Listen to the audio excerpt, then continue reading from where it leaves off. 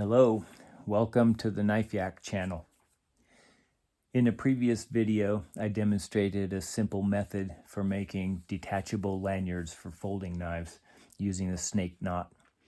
Today, I'm going to demonstrate a variation on this process to make lanyards for knives that have lanyard holes that are too small to accommodate a double strand of standard 550 paracord.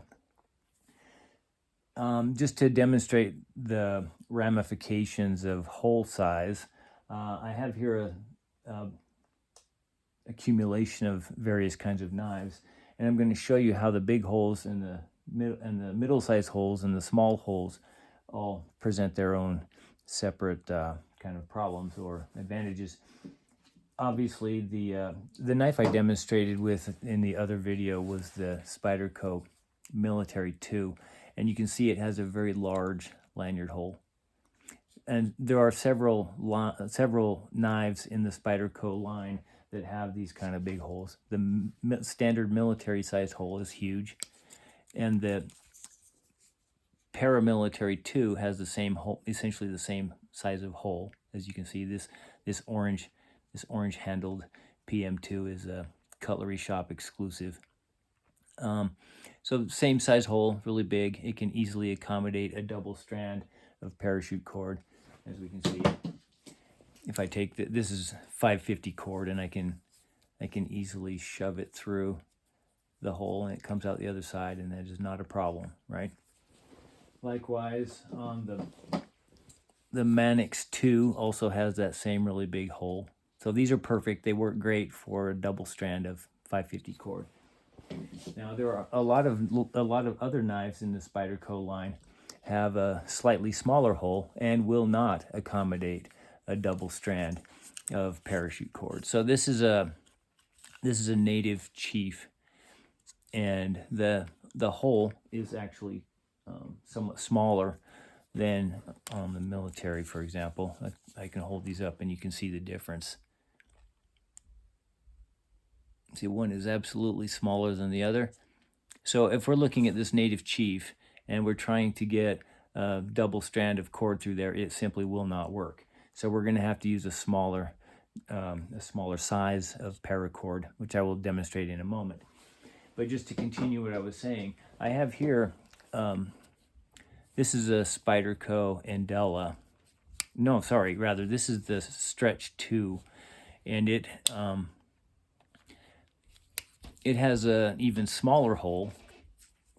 So if I compare this to, so we have the, this is the native chief, and this is the Stretch 2, and the hole is actually even a little, no, actually they're about the same. Maybe those are the same.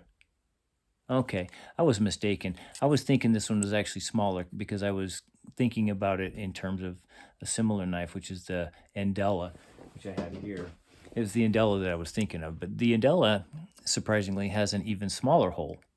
And I would have thought that it would be the same size as on the Stretch 2 because these knives are made in the same Seki City manufacturing plant for Spyderco. And but you can see the hole is actually even smaller yet. So all that stuff I was saying about double strands of paracord to make detachable lanyards really only works if you're using a knife that has a hole big enough to accommodate the cord that you're dealing with. So that takes us to cord size. Standard parachute cord is 550 pound test, and you're all familiar with it. It has an inner core that consists of 7 smaller strands surrounded by the colored outer sheath. My favorite brand of paracord is made by Atwood. It's the Atwood manufacturing company, Atwood Rope Manufacturing. So this is a hank of 550 cord, as we're all familiar with. Atwood also makes cord in other sizes, and I have here, I've taken off the label, but this is the, instead of 550, this is 275, 275 pound test, and it has a 4-strand inner core rather than 7 strands. And I found that this lighter or smaller cord is just about right for those middle-sized holes in, for example, the Spyderco Bodacious, the Native Chief that I just showed you. And also I have this Canis. This is a Spyderco Canis, a beautiful Wharncliffe shaped blade. And it has the same size hole as what I just showed you on that that yellow-handled Native Chief that I just showed you. So this is what I would call a middle-sized Spyderco hole. And for this kind of a knife, we're going to use the 275 cord instead of 550. Now the problem is, and what I'm here to demonstrate today, is that when you use the lighter or smaller cord, you end up with small knots. And in order to get the feel that I like and the texture and the ease of grip, I need larger knots. And if you use the standard single snake knot that I demonstrated in my previous video, the resulting lanyard is just going to be too skinny. And so I'm going to demonstrate a way of making the knots bigger using essentially the same technique. So instead of doing single snake knots with a double-stranded snake knot at the end, I'm now going to do double snake knots with a triple-stranded snake knot at the end. So the method is similar, but the actual tying of the knot might seem a little more complicated. So I wanted to demonstrate that for you in this video. So let's get started.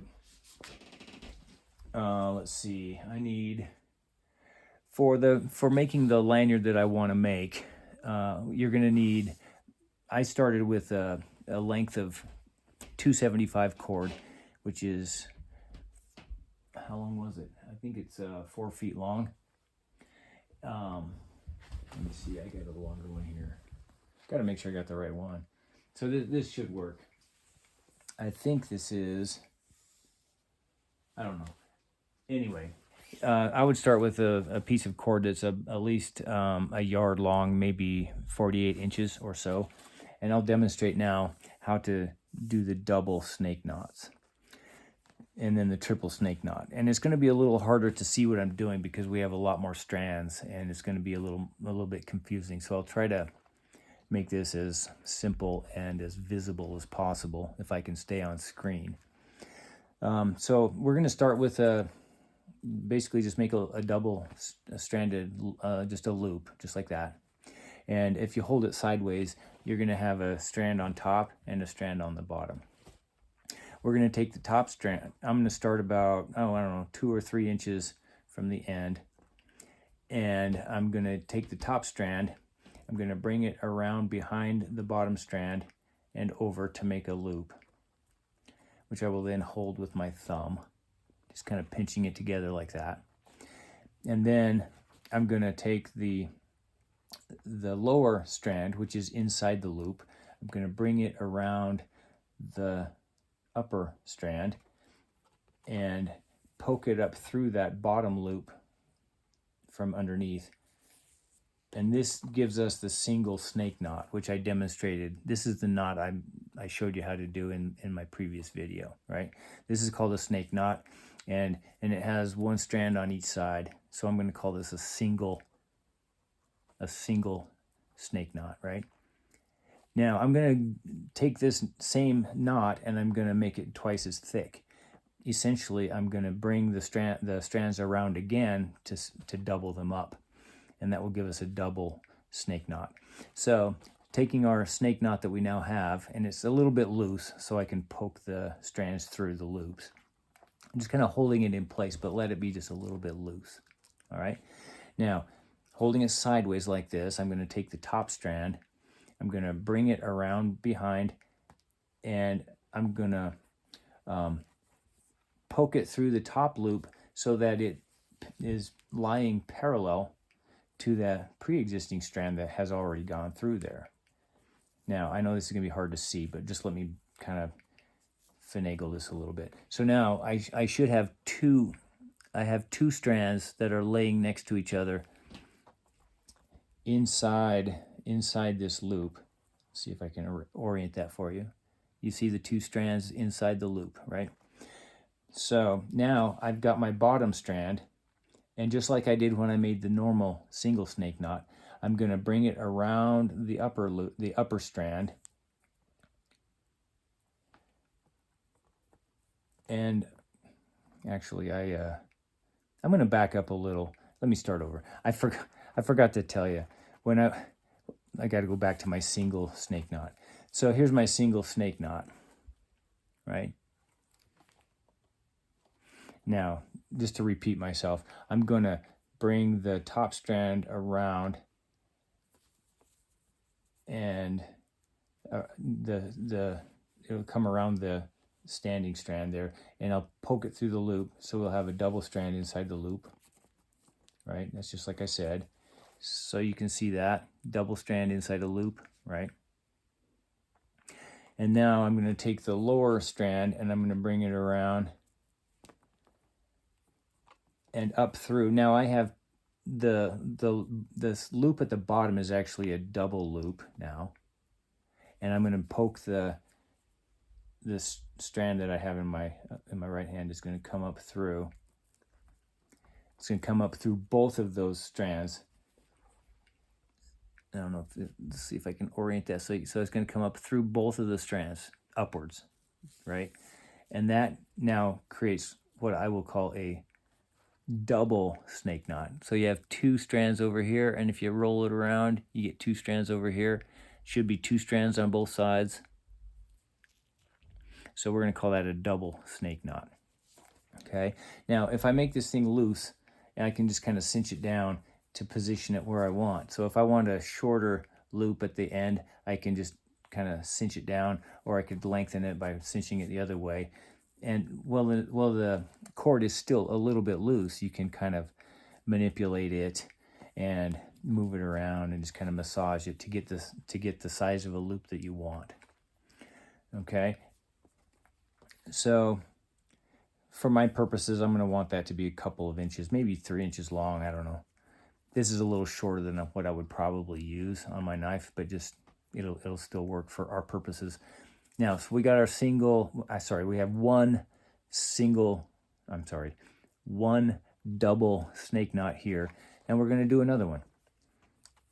I'm going to, same way, right? You start with your top strand, bring it around the lower strand, pinch it to kind of hold it in place, take the bottom strand around the top strand, around behind and up through the bottom of the existing loop, and that gives us our single snake knot.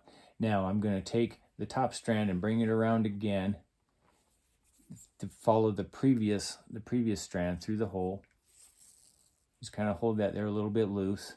I'm going to take the bottom strand around the top strand and come up through both of those lower loops. So it comes up through like that. And I'm going to gently massage it downwards.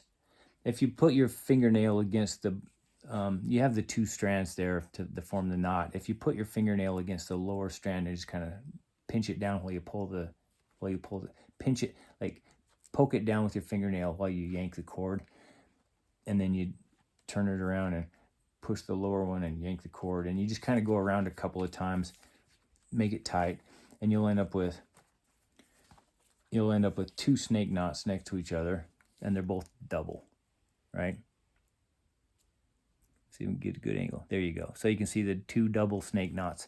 If you finagle them and pinch and massage a little bit, you can get the last knot to pack down against the other knot. But that just takes a little bit of manipulation, and with practice you can learn how to figure out which strand it is you need to poke on to get the knot to surrender its slack. So now I got 2 of these, right? And I'm going to do 2 more of those. I'm not going to demonstrate that now because it just takes time to do it. But I would just keep doing this until I have 4 of these double snake knots. And then for my final knot, I'm going to do a triple snake knot. And this is the part where I wanted to make sure you could see what I'm doing. Let's pretend like there are 4 knots here. We actually have 2, but pretend like that's 4. I'm going to finish now by doing my final stopper knot, which has to be bigger than the other ones. so I have something to grab a hold of when I'm pulling the knife out of my pocket, right? So however many of these snake knots you want, you make as many as you're going to make, and then your final one is going to be a triple. Same procedure, but instead of going through twice, I'm going to go through 3 times. All right, here's how it works. Start with your top strand, bring it around the bottom strand, make a loop and hold that loop in place with your thumb. Take the bottom strand around the top strand and up through the hole from the bottom upwards. All right, now exactly like I did before, I'm going to take the top strand, I'm calling this the top strand. We're going to take the top strand around parallel to the other, parallel to itself basically. Bring it around, but instead of just bringing it around once, I'm going to bring it around an additional time. That makes a total of 3. I now have, see if I can get these knots to line up. I now have 3 strands going through the loop. All right, I don't know if you can see them there. There are, 3 strands going through the loop. And now I'm going to take, just as I did before, I'm going to take the strand that's inside the loop, the lower strand, I'm going to bring it around once. Well, it's already around once. So now this is a second time, and I'm going to bring it around a third time. I should say, let's see. Oh, I got to bring it. Sorry, I got confused. So there we have our, okay. So I take this strand that's on the bottom now. I'm going to bring it around the top strand and up through the hole, both of those. And now I'm going to bring it around yet again, bring it around. And now, of course, this bottom loop is actually a triple loop. And so I brought that around. So I got 3 times going each direction. There's 3 on this side, 3 on that side. Right? And now it's a little harder to finagle it because you got a lot of strands to deal with. But if you just kind of poke at it, you can poke at the lower strand and cinch everything down while you tug on it. Turn it around, pinch or poke on the lower strand while you pull the strand. You poke on one. You poke on the wrapped strand while you on the wrapping strand while you pull on the standing piece, right? So anyway, I know this is hard to explain. It's probably harder to see what I did, but if you can figure out how to make a single snake knot, when you make your double snake knot, you just put the strings around parallel to the existing strings to make them double. And then when you do the triple, you just do it 3 times. So maybe that will make sense after you start to do it a few times.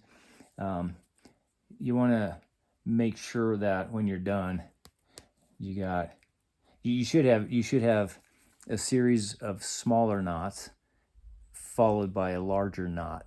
And that larger knot is going to be important because when we go to pull the knife out of our pocket, that pushes, it gives us something to pull against, right, in your hand. So anyway, I wanted to show you how this relates in terms of like, so here's the kind of lanyard I made in my previous video where you have 3 single knots and then a double for the stopper.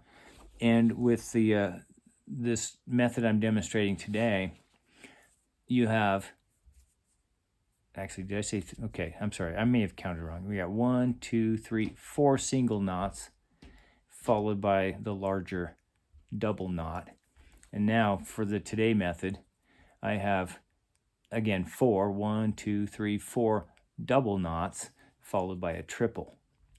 Now, because the knots are double and triple, it makes them larger diameter, and that makes it roughly the same size. If I do a size comparison,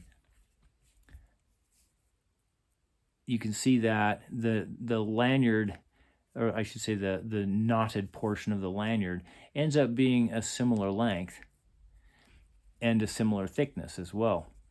And because the 275 cord is rougher and stiffer, and the texture just feels a little more aggressive, and it really gives you a really good purchase on the lanyard because you got more strands it creates more bumps and hence more friction. And even though you have the same number of knots, you have more strands comprising the knots, and that makes the thing feel really firm and grippy in your hand. But as you can see, the end result is actually quite similar. So one thing I've discovered as I was doing these double and triple lanyards is I might actually prefer using the lighter weight cord, even on the knives that have a lanyard hole large enough to accommodate the fatter 550 cord, just because I really like the way it feels in my hand. So I have no idea if any of this came out visible. So I'm gonna watch this video and we'll see if it's clear enough for me to post it. If you end up seeing this video, you'll know it worked. So anyway, thank you for watching. I'll hopefully make another video soon. Bye.